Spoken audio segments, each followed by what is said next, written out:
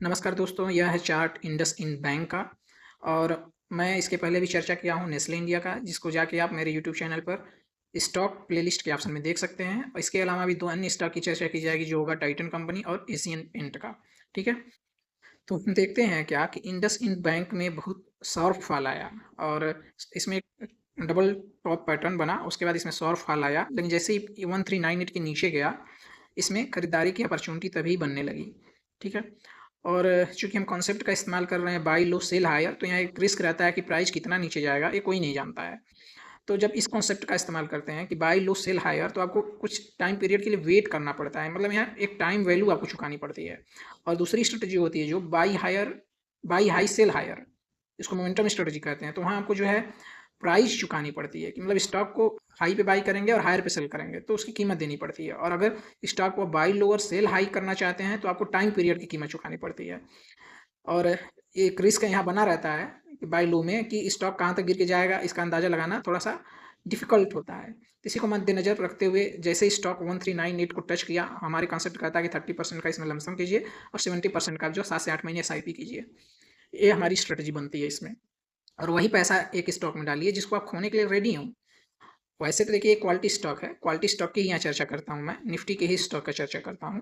फिर भी stock market में यहाँ रिस्क रहता है, तो अपने सेफ्टी के लिए या आपके जीवन की सुरक्षा के लिए आप ज़्यादा रिस्क नहीं लेना चाहते हैं। देखिए, कम रिस्क लेंगे तो पैसा भी कम बनेगा, जितना रिस्क लेंगे उसी के अकॉर्डिंग पैसा भी बनेगा। तो यहाँ थोड़ा-सा रिस्क है कि बाय जब लो आप करते हैं तो कहाँ तक लो जाएगा, तो वो थोड़ा-सा डिफ़िकल्ट होता है। लेकिन फिर भी 7-8 महीने की अगर एसआईपी करते हैं हमारे अंदाज़ से, तो ठीक-ठाक का रिटर्न बन जाता है। और आउट ऑफ 10 स्टॉक आप किसी भी स्ट्रैटेजी से बाय करेंगे तो 7 या 6 परफ़ॉर्म कर जाते हैं लगभग, और 3 से 4 क्या होते हैं, डेड हो जाते हैं। लेकिन जो 7 या 6 परफ़ॉर्म शायद करते हैं, वो बाकी डेड स्टॉक के भी प्राइस को कवर कर ले जाते हैं। ठीक है? तो ये, और वैसे भी जब आप निफ्टी के स्टॉक को खरीदते हैं, तो आपका मैक्सिमम रिस्क जो है क्या होता है, कैप्चर हो जाता है, लगभग कैप्चर हो जाता है। ठीक है? यहाँ सब देखिए प्रोबेबिलिटी का खेल है, इसलिए किसी कन्फर्मेशन शब्द का मैं इस्तेमाल नहीं करूँगा कि जो दावा ही करता हो। वैसे भी मैं सेबी रजिस्टर्ड नहीं हूँ, मैं वीडियो एजुकेशनल पर्पज़ के लिए बना रहा हूँ। तो दोस्तों, जब आप इंडसइंड बैंक को देखेंगे 1398 के नीचे गया, तो आप इसमें, मैं अभी यही कहूँगा कि एसआईपी 7 से 8 महीने के लिए कीजिए, 30% लमसम मार के। मतलब किया जा सकता है, कोई खरीदारी या बिकवाली मैं राय नहीं दे रहा हूँ, बस मैं प्रेज़ेंट कर रहा हूँ, निर्णय आपको लेना है। तो चलिए, लगे हाथ इंडसइंड बैंक का जो रहा है, हम फंडामेंटल वगैरह देख लें कि अन्य लोग क्या कह रहे हैं। ठीक है? अन्य लोगों का मतलब क्या हुआ, एनालिस्ट लोग क्या कह रहे हैं।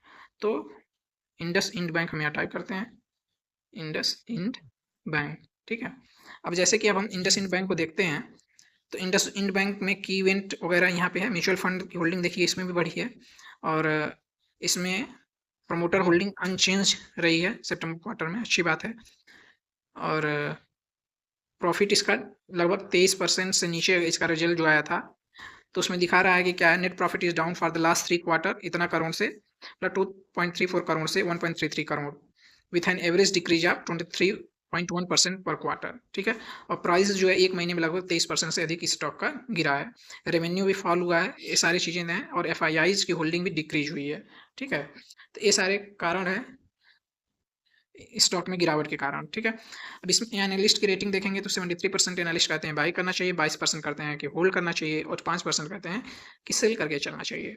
और एनालिस्ट जो क्या कह रहे हैं कि based on 41 analyst offering long term price target for IndusInd bank and average target of 1524, जो कि करंट प्राइस लगभग 43% से अधिक का बनेगा। ठीक है?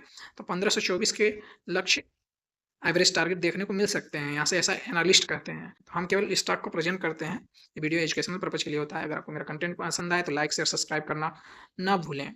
धन्यवाद दोस्तों।